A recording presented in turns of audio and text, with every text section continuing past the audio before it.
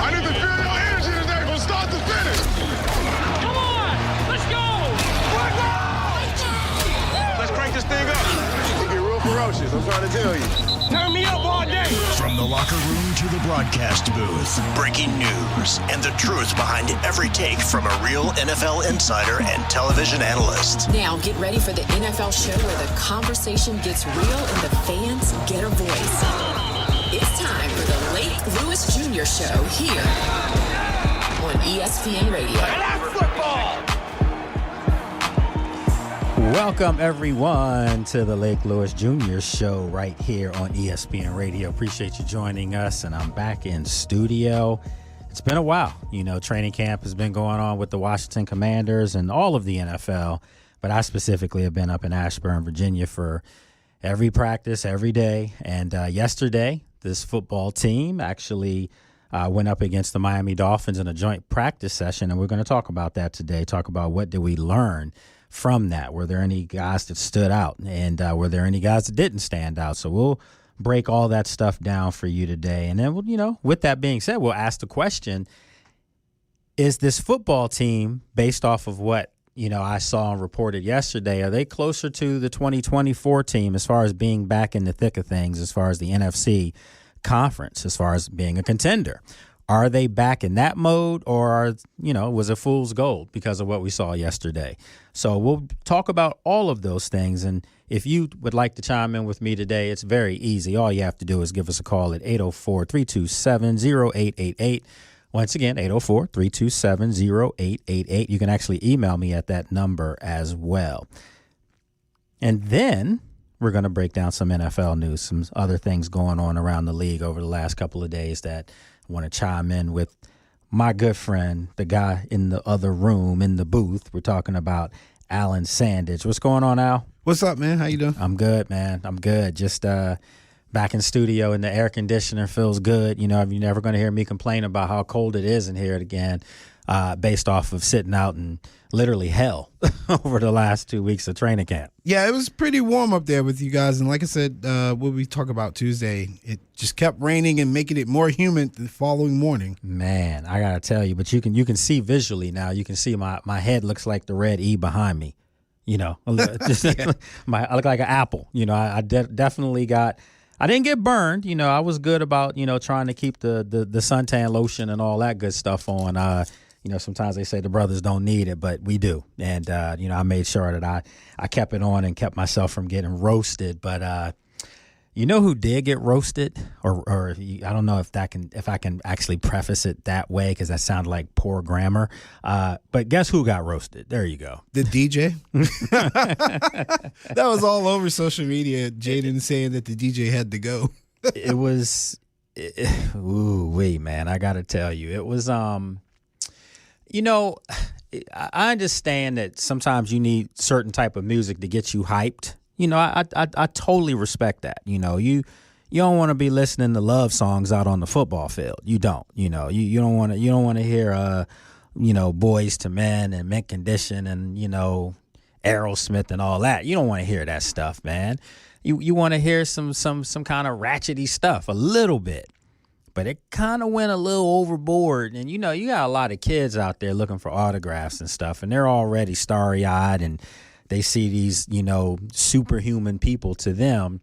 And then you hear that music, and it was like, at times, they had some Lil Wayne stuff playing, and you already know. The radio version or not, you already have an imagination, and you can let the song lead you into that imagination. And it was on display and being heard quite a bit. So I don't want to say the DJ was bad, because they had different ones.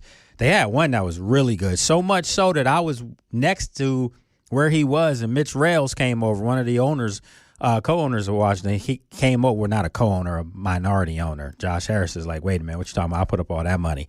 But Mitch Rales came over with his wife, and they were telling them it was good stuff. So not all of them, but some of them, it was rough, Alan. It was rough. So who got roasted? Well, the Miami Dolphins got roasted. And, you can walk away from this if you're a Commanders fan feeling really good. And I, as a reporter, as a person that covers them, I can say I felt really good about what I saw. But you also have to say to yourself, damn, the Dolphins are going to be bad this year. Yeah, I mean, it's the thing I was telling my friend about the other day. I was like, Malik Willis isn't good. And he was like, well, to be not good, he's making $67 million in 3 years. Look, you can make money as a professional athlete and not be good enough to be at that level. That's perfectly fine. Two things can be true. Yeah. And it's not me being jealous or hating or anything like that, but he's not a capable NFL quarterback. And in this league, you're only as good as your quarterback unless you've got an exceptional defense of some kind. And the Dolphins have none. They don't have a super talented quarterback. They got a green coach. They got a green general manager.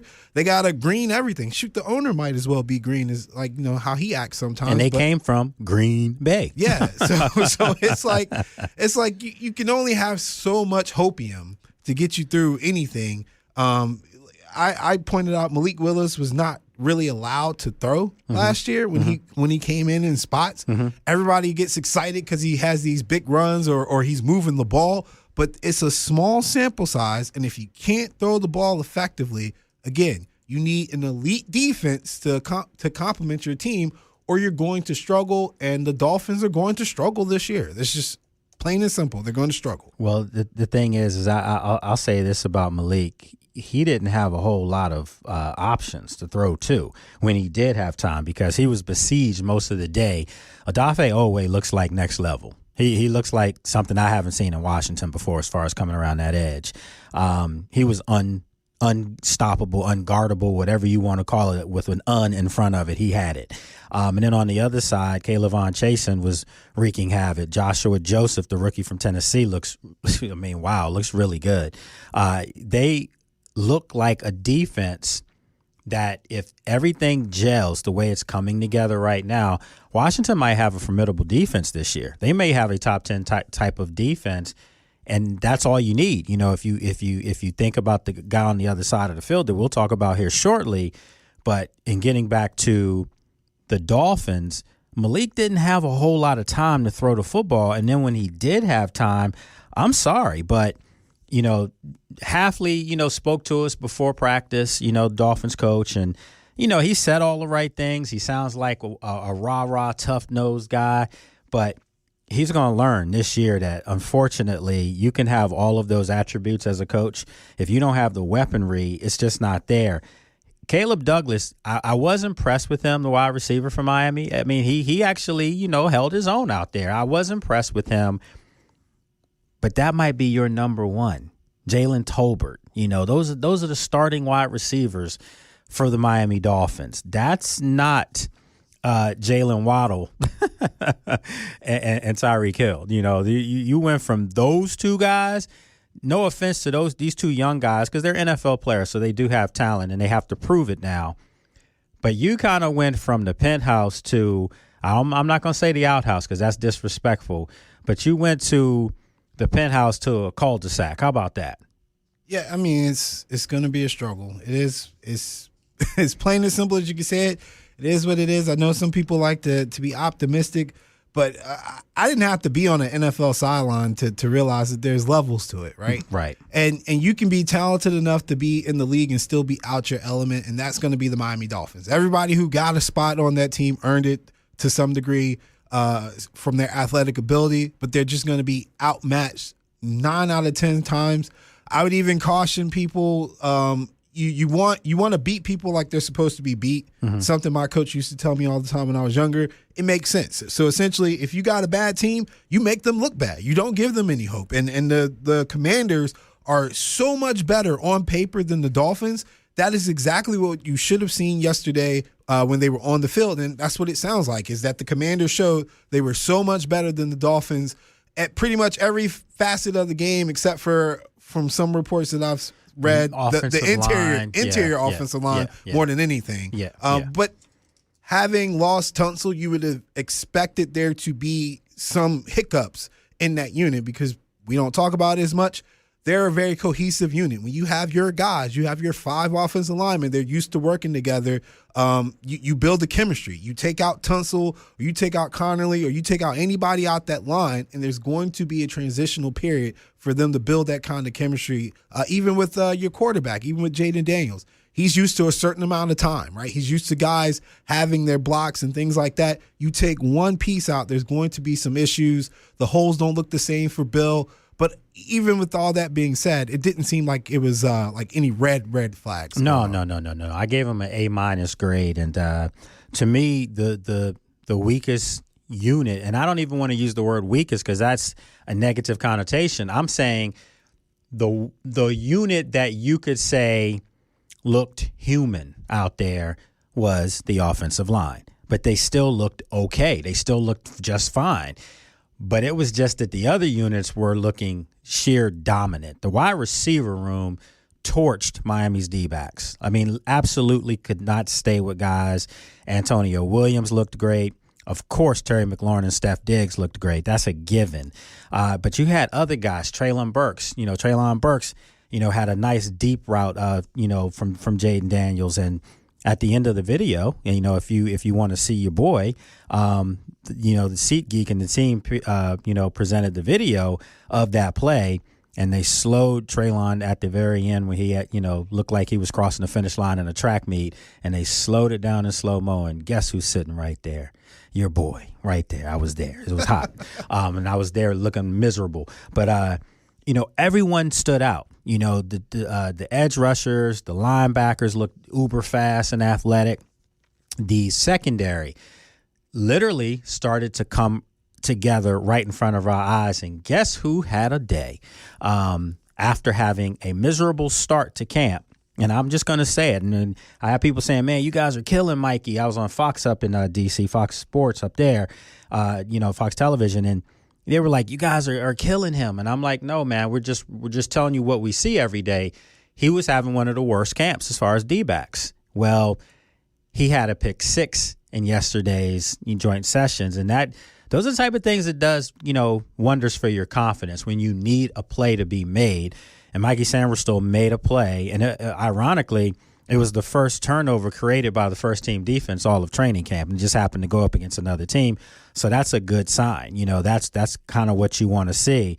But I got to tell you, man, like seriously, I have been like struggling with this over the last 24 hours because I just know how good I felt leaving there yesterday, saying to myself, man, these guys, you know what I've been reporting all summer. Like, these guys look good to me. I saw it against someone else yesterday, and they looked even better. The problem was, again, it was who they went up against. So do you say, Alan, you can still look good and dominant, and that's a great sign, or you say, yeah, let's hold the horses just a little bit. You got Detroit coming up, and then you're going to have joint practice against the Ravens where it's going to be brutal and rocking and rolling up there in Owens Mills, and then you play them again. So do you say, let's just wait because this is way too early to feel this good? I think, you look at it from the lens of you can only play the people that's in front of you, right? True. It's not like you drew up, hey, we're gonna practice against the Dolphins because they're gonna be really, really terrible, right? And again, if you play a team that you look at and you're better than, especially if you're looking at the rosters and stuff like that, if you look at these two teams, you can say that the Commanders are significantly more talented than the Dolphins. When they match up, you want to see it. And it sounds like that's what we saw. There's going to be a gap between a good team and a bad team. As long as the gap remains that you can tell who's the good team and who's the bad team, I would be excited about that. I would take that as we are at least where I expected us to be, right? I expect the Commanders to smack the Dolphins if it was a real game, if it's practice, if it's anything. And that's what it sounds like happened. They embarrassed them to an extent. And so when you go up against a team like the Lions or the Ravens, if you think that you can compete with these teams, then that's where your expectation is. It doesn't really matter if the team's good or bad. If you think your team is good, then if they look good, then that's a thing to be positive about, if that makes sense to some people. Because I think sometimes we get into these situations and we want to downplay everything. I'm not trying to downplay that they were better than the Dolphins. I know they're better than the Dolphins. I'm actually excited to hear that that's how it looked, because I would be more concerned if it sounded like you guys started slow or there were struggles here and there in certain spots, or, man, Terry and Jaden didn't look like they had good chemistry, or Diggs looked slow. We didn't hear any of that stuff. It looked like a team that just added Stephon Diggs and is significantly better than arguably one of the bottom 3 teams in the AFC. So this is the thing that I want to throw out there, back out to some of my colleagues who were very critical of Washington. Okay, this was a joint practice session. No, this was not even a preseason game. This wasn't a regular season game by any means. You still can't go full speed because you can't tackle out there, even though some guys were doing their part to try to make it chippy. Okay. You remember a couple weeks back, we broke down these win totals that they were throwing out for teams. And they had Washington's win total, the betting sites and the odds, had Washington's win total at 7.5. And I thought that was sheer lunacy, disrespectful, just garbage, basically, okay? That this football team's way better than 7.5 wins. I'll be the first to tell you that, okay? Trust me on that. But they had the Dolphins at 4.5. So basically they were saying that 4.5, 5 wins basically. Washington 8 wins. They're basically saying that Washington was a 3-win team better than Miami. You can say, okay, look at their schedules. Washington does have a tough schedule. I get that. There is no way in hell, from what I saw yesterday, and I was sitting in hell in that heat, trust me. The devil was sitting right next to me out on the field. There's no way that Miami is 3 wins less as far as being competitive with Washington in that category.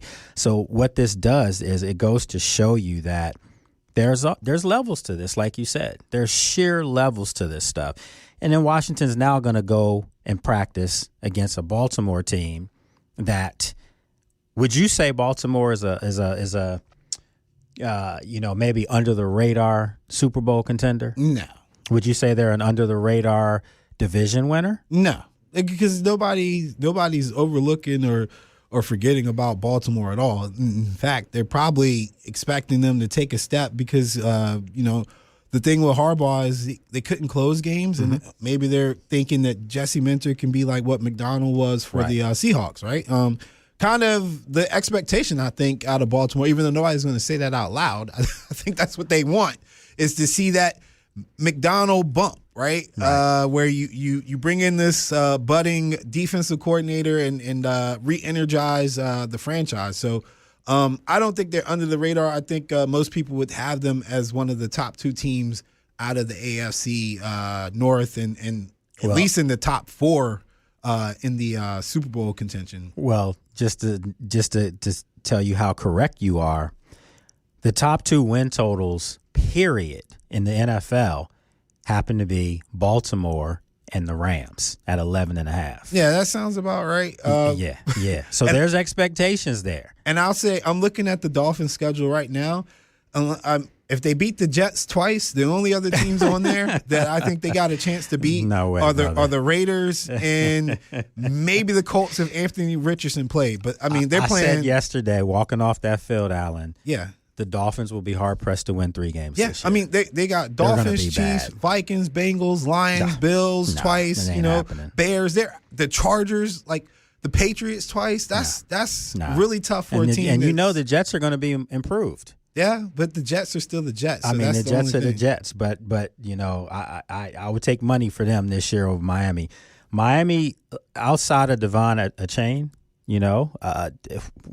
that's it. Yeah, and that's who you want in the fantasy league, though. It's 2026, man. I don't know if you can win with running back alone. I might just take him in a fantasy if obviously I can't do that. He's got to stay healthy, and based on what you said, it didn't sound like they had much of an offensive line, so it's gonna be tough. Yeah, man. You got. And them boxes are gonna be at least 9 man deep. Just being honest, man. Legit. They're playing Mike Vrabel and Glenn and I don't even know who the defense coordinator is for the Bills, but I would imagine they're going to be hyper aggressive too. Oh yeah, you're show me what you got, Tolbert. Show me what you got, Douglas. I don't know. I don't see it. It's going to be tough. So listen, folks, we're going to take a break, and when we come back, I'm actually going to bring in someone that you're very familiar with. I'm going to bring in Matt Josephs from the Mid-Major Matt Show. He's going to join me here in studio. Remember, he comes up after me. He'll be on at 4 o'clock. Does a great show. He's an Eagles fan, too. So, I'm sure he might be chomping at the bit to talk about the NFC East a little bit. So we'll talk some NFL with him. when we come back right here. You're listening to the Lake Lewis Jr. Show here on ESPN Radio.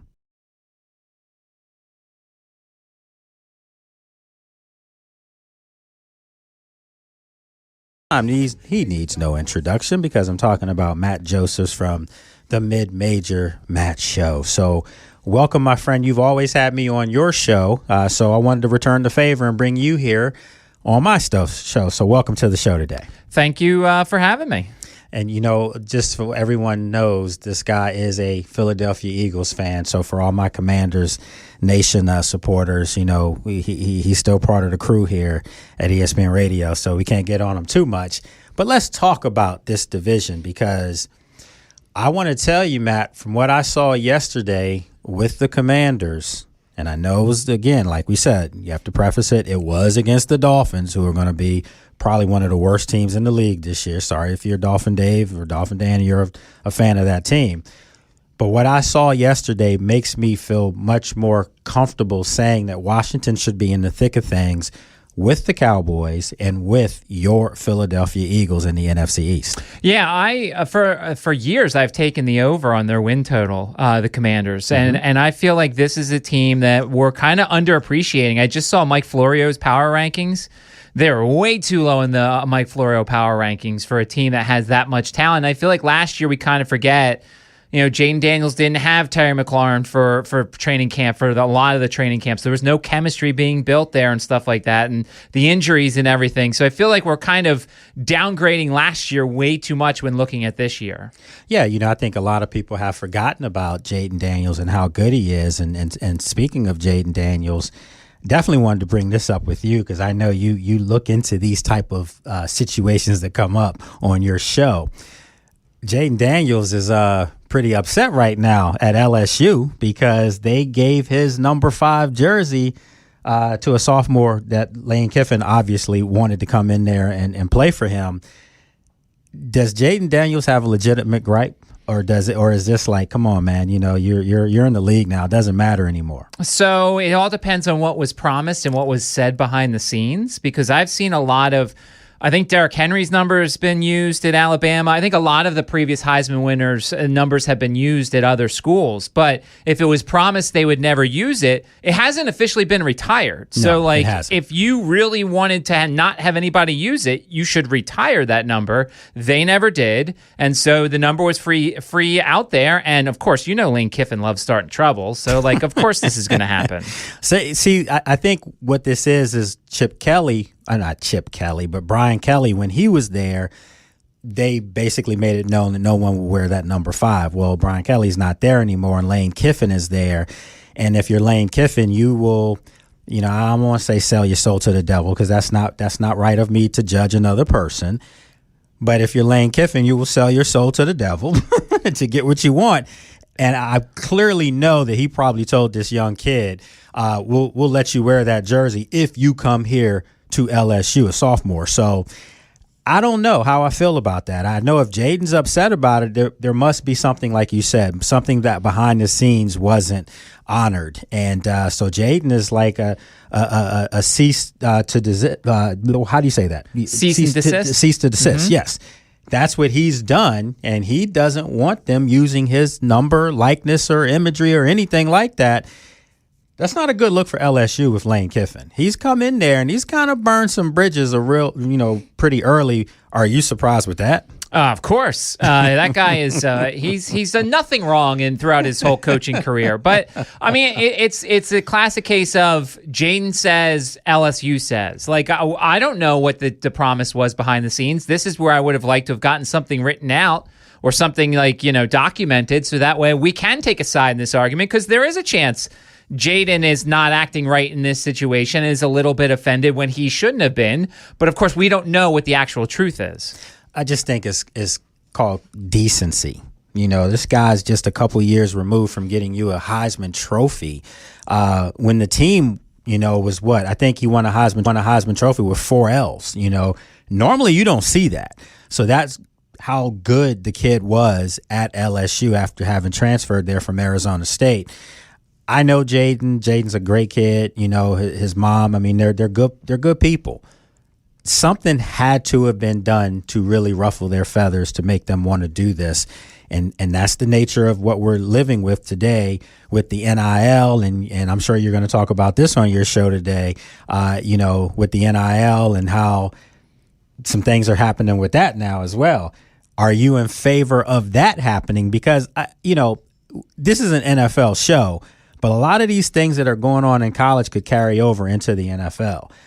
Where you start to have players that, feel favoritism or feel like they're above approach and things like that.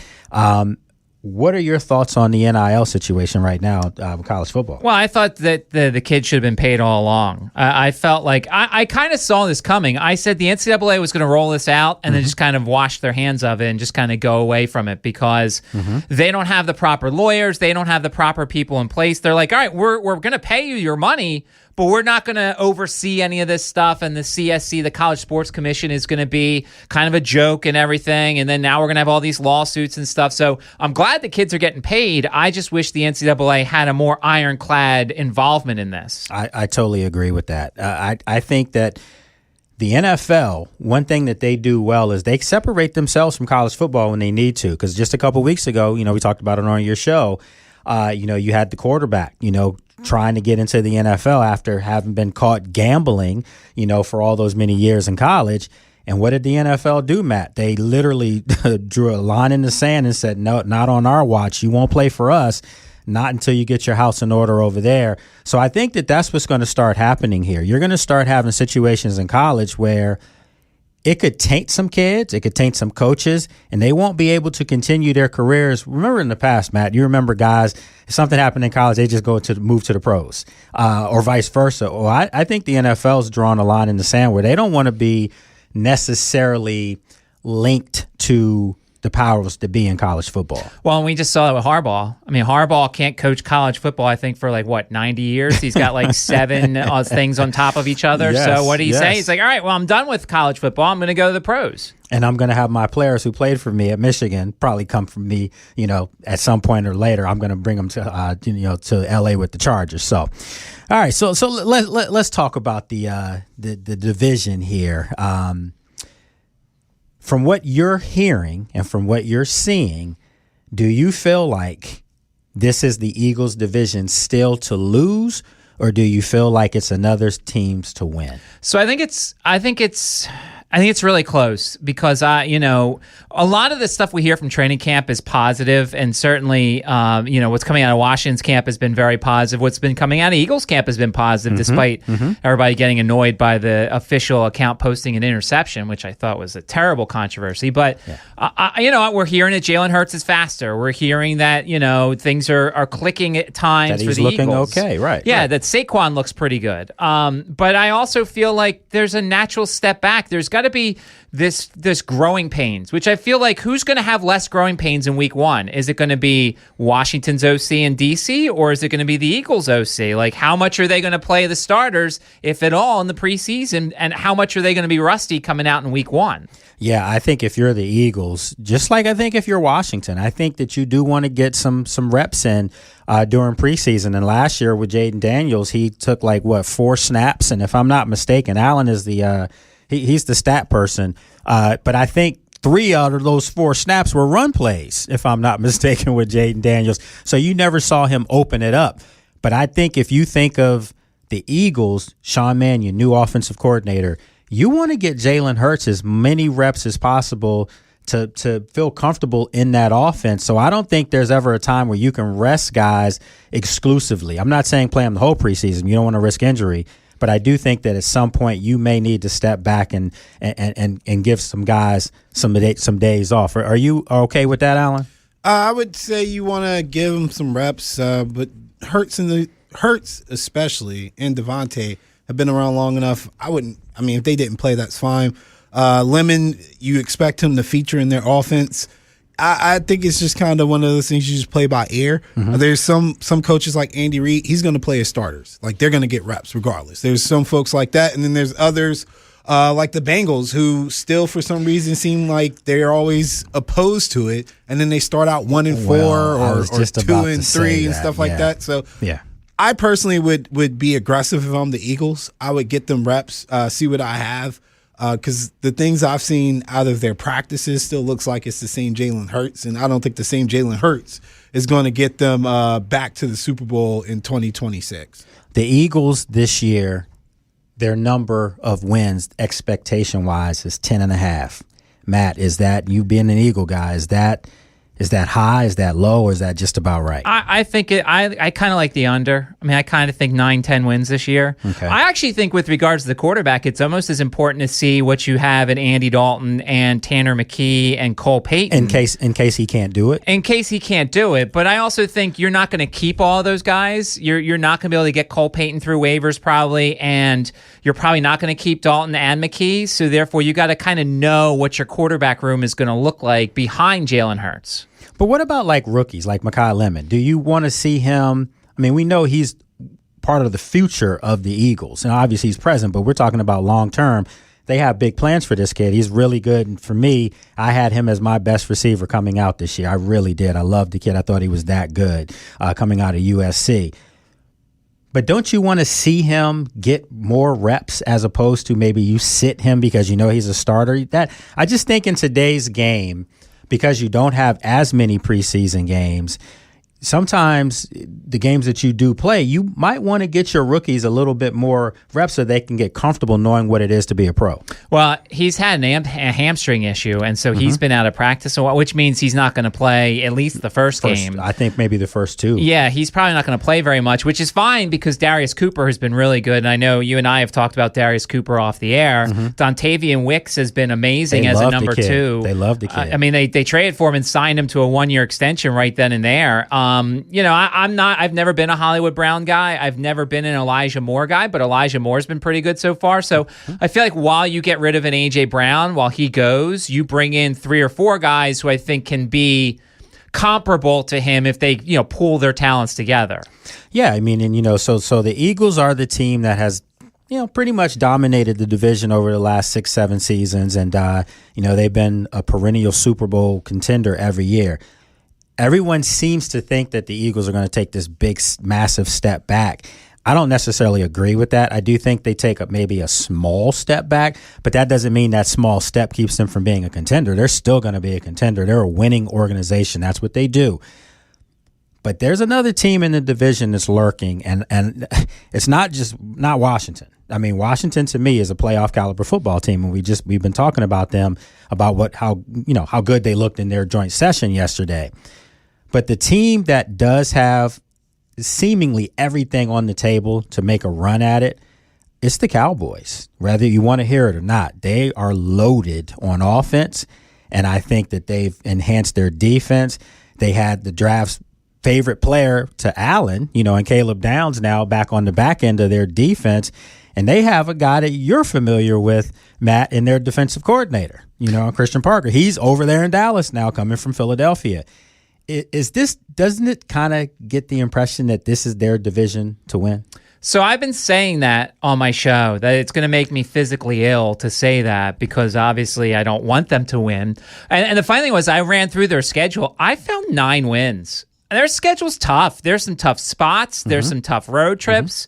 You're going overseas to play Baltimore early in the season. Like, there are some tough spots. The thing that works in their favor is their defense can't be any worse than it was last year. And I think the new energy of Christian Parker to that defense, I think, is going to help out. So while I am optimistic, I only came up with 9 or so wins for Dallas this year because their schedule is very tough. Yeah, it is. And I kept telling people who kept saying, the Commanders' schedule's too tough for them. And I'm like, the Cowboys and the Eagles, they still have it. They have the majority of the same opponents with the sprinkle of a couple of others in there. Cowboys do have a tough division. When I say it's their division to win, I say that just on sheer talent, okay? But when you put it all together ingredients-wise, that's normally where the Eagles rise to the occasion. But for me, when it comes back down to quarterback play, that's where I put Washington there, because I can just go back to yesterday. Jaden Daniels was without question the best player on the field. I mean, it wasn't even close. He was that dominant. Terry McLaurin looked good. Stephon Diggs looked good. But, I mean, it's your quarterback. If your quarterback is normally, at worst, the second best player on the field, you've got a 50-50 chance to win the game. if he's the best player on the field, your team wins the game. I don't know how many games Dallas will go into this year where you, Alan, or myself can say without question Dak Prescott's the best player on the field. Do you agree with that? There's going to be, it's tough because once again, with the tough schedule, that means you're playing a lot of really good quarterbacks. And we're assuming that once again, the new defense is going to be good early on. And remember, we talked about Washington's, first 3 games. Dallas is part of that first 3 games. Dallas has to play Washington early on. And look, if Washington can steal the road game, when I do my things for the divisions, I always say, all right, home team wins for the most part. Yeah. Whoever steals the road game against the Giants, I think will help win that in that division. But if Washington wins that game week 2, they're in such a good position to finish ahead of Dallas because of that game. So I feel like, once again, a new coordinator is going to help decide how that team's going to go. Absolutely. And I tell people this all the time. If you really want to make it easy for yourself when you start picking predictions and picking games, use that quarterback analogy. Use that, is he the third best player on the field? Because if that's the case, you're probably going to lose. Has to be one of, second or one. And let's do this. If you look at, say Washington's first game is where? Against your Eagles in Philadelphia. Is Jaden Daniels no worse than the second best player on the field? Because that's a trick question there, but I wanted to get your take on that because I know Carter's looming. I'm just saying, Jalen Carter's up there. I would have said Laramie Tunsil was up there. Obviously, that's a huge injury to deal with. There's just so much talent on that team. The Eagles have 7 of the top 100, I think. So Jaden's probably number 2, and maybe number 3 if you include Jalen Carter. But yeah, he's not very far down on that list. But is one Jalen Hurts? So my thing on Jalen is... You see where I'm going with this, though, right? See, my thing on Jalen is intangibles. Yeah. He's an A+ intangibles guy. Yeah. How's he going to handle this new offense? Is he going to run more? That was the thing last year. He didn't run enough. And I'm so glad to hear that he's faster in camp, but if he's not going to run, it doesn't matter. And I'll go back to that 49ers game. In that final drive, he couldn't outrun a defensive lineman, and that's one of the reasons why they were put in the situation they were. So, it's probably Jaden's probably better right now than Jalen, but intangibles wise, if you include that, the off the field stuff, I'd put Jalen ahead of Jaden. Okay, Alan, what do you think? Are you if you look at those 2 quarterbacks, who are you taking in that game as far as who's the best player on the field? I don't think Jalen Hurts is in the top 4, honestly. It just kind of depends on how you value the actual player's ability. If you value the position of quarterback, he's always going to have to be in the top 3.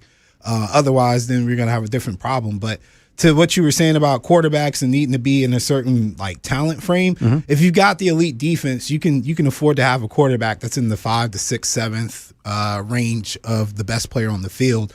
But I would say obviously Jaden's up there.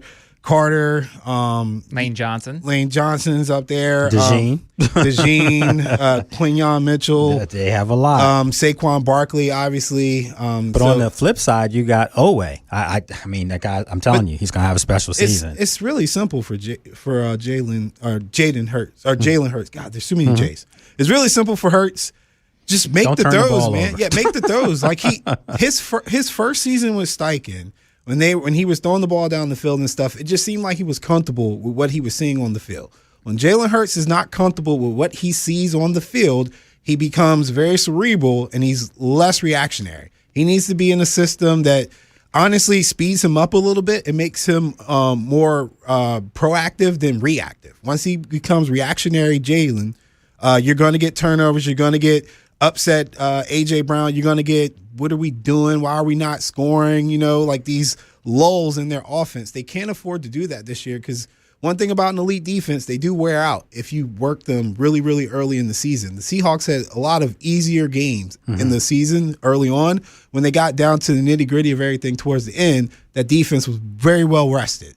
That's really the only recipe to making that work because if you work these guys all 17 games, man, it's just inevitable. They're going to fall apart. So before we have to get out for break here, I want to ask both you gentlemen, who, if they were to play all 17 games, okay, we're talking Jaden Daniels, we're talking Jalen Hurts, we're talking Dak Prescott, sorry, my guy in New York, because I do like Jackson Dart. I think he's going to be a really good quarterback, but they're not in this group yet. The Giants are probably a year or two away from really being there. They're going to be a much improved football team this year. I do believe they're going to win, maybe double their win total from last year, 4 wins, to probably get to 8 this year. But they're not in this group yet. But between those 3 quarterbacks, if one of them plays 17 games, no injuries, which one of those 3 do you think has a better chance to take his team further in the playoffs? So we'll start with Matt. Further in the playoffs. Mm-hmm. So, if you said who's the best quarterback regular season, it'd probably be Dak. Mm-hmm. Postseason, it's Jalen Hurts. I mean, he's done the most so far. Now, Jaden made it to the championship game when no one expected him to in the first season, so he gets credit for that. But obviously, the Eagles won that game. I mean, I think more the defense than Jalen Hurts. I would say it's probably Jalen Hurts, only because of the past history. I need to see Jaden do it again after last year. Okay, that's fair. That's fair. What do you say, Alan? I would say I would like to think it would be Jaden Daniels, just off the small sample size of how he performed in the playoffs, and with his dynamic ability, right? Mm-hmm.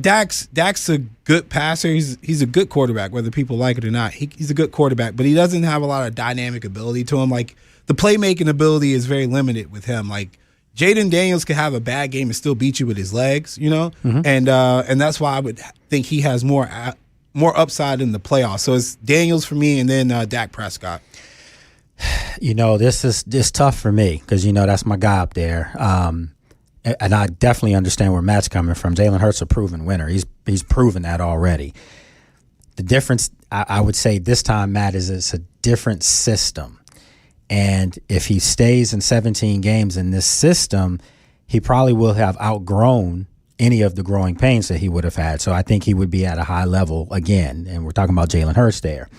Dak Prescott always has the best numbers, looks great in the regular season, but until the Cowboys can get over the hump, which they haven't done in 40 years, I just don't put anything on it. Everyone's talking about them now. I even started this segment by talking about it could be their division to win from a sheer talent standpoint. I'm just saying, again, not being biased here, what I saw yesterday and what I have seen throughout this camp, Jaden being under center, and now the fact that Stephon Diggs has his legs back under him and looks really good. He looks more spry than he has in the last 2 seasons. I think Washington, if Jaden Daniels plays 17 games injury-free, I think Washington wins the division. I'm saying this with all due respect to the other teams. I think Washington wins the division, and I think Jaden Daniels puts his name back in the hat for one of those top 5, top 6 elite caliber quarterbacks where he doesn't fall out of that once he gets back in there. So that's where I'm going with this. We had 3 different varying opinions on it, all respectful, but I'm going to go with Jaden Daniels, number 5. I think if he plays 17 games, Washington's the team to beat in that division. The Eagles are still going to be damn good. Trust me on that. So listen, we're going to take a break. And when we come back, we're going to have our final thing. We're going to have some fun here with Alan, when we come back. But also, before we go to break, though, real quick, Matt, what do you have coming up on your show today? Well, obviously, it's race week here in Richmond. So with the race week here in town, we're going to do some NASCAR, and we're going to obviously talk about the NFL and, what we can get from those joint practices. I wish it was against somebody better than Miami, because Miami we think is going to probably be the worst team in the league. But You know what they're doing? They're doing what they're supposed to against a bad team, and they're making them look worse. That's exactly right. So good stuff, my friend. I appreciate you coming on. We'll be doing this again real soon here in the near future. So we'll take a break, and when we come back, we'll have more here on the Lake Lewis Jr. Show right here on ESPN Radio.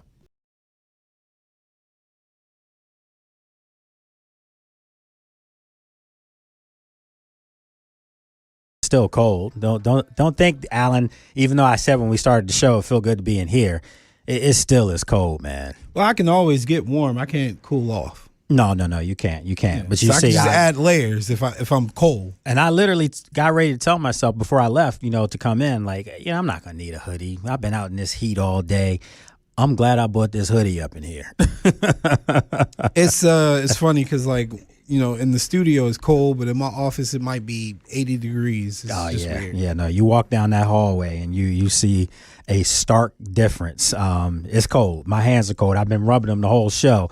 But anyway, that's not what we're doing here, folks. We're not complainers. We're people that we get up, we do our job. We pull our own boots up here on this show. So appreciate Matt Josephs for coming on with us. Remember, Matt will be coming up shortly, at 4 o'clock. And Matt's on from, 4 to 6. You can hear him locally and does a really good show, Mid-Major Matt show. I should have asked him what was the mid-major for, Oh, like because he went to Syracuse, though. Yeah, he went to Syracuse, but he likes mid-major basketball schools.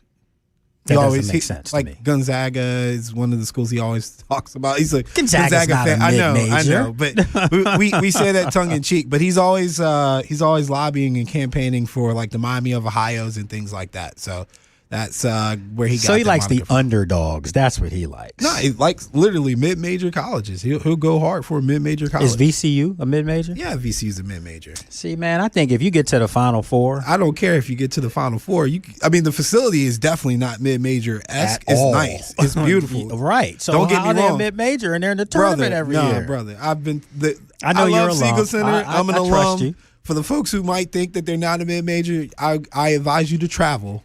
Expand your horizons, and you will see we are a small fish in this big pond of the NCAA. It's nothing wrong with being. It's not a black eye for sure. They hold their own. They're not a top program. I just think people have different analogies now. Like some people are still stuck on the historical side of things as opposed to the reality of it, because it's like you can look at a team like Carolina. You know what I mean? Like everyone still says Carolina. That ain't Carolina that I grew up watching. No, it's not. There's no Jordans walking through that door. Georgetown, where I went to school too. Yeah, exactly. I mean, come on, man. But they're in what you would perceive to be bigger conference, like the Big East and things like that. No, and again, not knocking the Atlantic 10, but until VCU can find themselves in one of the 5 top basketball conferences, they're going to be a mid-major. It is what it is. Yeah, man. I strayed there a little bit, but basketball is my first love, man. I'm a hooper, and back in my day at Penn State, we dominated the A-10 for 2 years and got in the tournament, beat UCLA in the tournament, man. So that's just saying that. Almost got through the show today without mentioning my school, but and that wasn't by design. I try to make sure that I don't bleed blue and white all over you, man. So but that's just the nature of the business. You see who the Commanders signed yesterday, right? Or 2 days ago? I did not. They signed Jacobs, a kid that was a really good linebacker at Penn State. Wasn't Chop at Penn State too? He sure was. Yeah, he showed Chop out. Robinson, Yeah. He showed out yesterday. Yeah. He did his thing, But again, that's what we do. And who else showed out yesterday was also Adafe Owe. So we had a nice lineage of players representing on the field yesterday. Too bad they don't do that in college, but great. I mean, come on, what are you talking about? They were all first rounders. Yeah, all first. You can individually be nice and your team not meet expectations. Now I'll say this. With Adafe, because it was Jason, it's so hard for me not to say Jason Owe, okay? Yeah. But his name is Adafe Jason Owe, so he went back to Adafe. When he was at Penn State, you just saw flashes because Michael was there. Yeah. And I remember Chop having a little bit of hype behind him. Yeah, so you look up and it's like, these other guys aren't that bad. And they get drafted high on potential. Well, I got to tell you, Adafe's potential is here right now. Yeah. He's here. We saw flashes in Baltimore. We saw flashes, in L.A. with the Chargers briefly. He should be a dominant Pro Bowl caliber edge rusher this year. If he doesn't, I'd be shocked, Allen. Yeah, and if you can get a guy that can command the double team and win the one-on-ones when he has it, especially from the edge, like that's the one thing the defense has been missing. That's the one thing you got to have in today's NFL. Even with this idea that we're regressing back to more run-oriented, slower-paced offenses, you still need a guy on the edge to set the edge, to whip the tackle, to push people in the backfield, to get sacks, to be disruptive, to make plays. You got to have a guy on your outside making plays. And so hopefully Adafe is that guy for the Commanders this year because they haven't had one in quite some time from that edge position. Well, see, now I think it's going to be really interesting because they might have more than one. They may have, Kaylavon Chasen looks really good. Charles Omenihu looks pretty good. Dorrance Armstrong's back out on the field. And then, of course, don't forget this name, my friends. If you're listening right now, make sure both hands are on the wheel, as I always tell you, so you can get home safely to your loved ones. Remember Joshua Josephs. I am so impressed with this kid. He looks like he's ahead of the curve. Everyone talked about Sonny Styles, who looks good. Don't get me wrong. But Joshua Josephs might be having the most impactful presence of any rookie out of their draft class. All right, so I got to update you, too. We're still saying Sonny Boom Boom Styles, but I upgraded Caleb to Caleb Turnover on downs. That's what he's going to be, because I don't know if you saw him locking up CD. That boy ready already. He's going to be special. He did lock him up, and he is going to be special. It's going to be a lot of fun watching these young guys in the NFC East. So I need you to come up with something for Joshua Josephs. I do. I think once you see him and you learn his game, you're going to like him. I'll give it a shot. Okay, so we'll come up with something. Not JJ or nothing like that. This ain't good times. Dynamite. No, it's none of that. So listen, folks, appreciate you joining us today. Make sure you get home safely. And remember, you can also watch this later on YouTube on my channel at Lake Lewis Jr. Have a great evening. Be safe.